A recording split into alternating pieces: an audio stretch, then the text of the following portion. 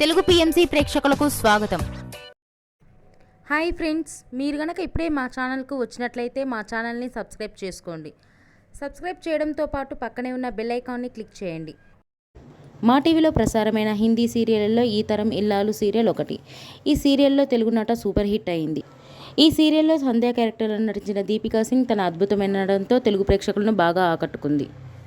తాజాగా దీపికా సింగ్ తన లేటెస్ట్ ఫొటోస్ని అభిమానులతో పంచుకుంది. ఆ ఫొటోస్ని మనం కూడా చూసేద్దాం.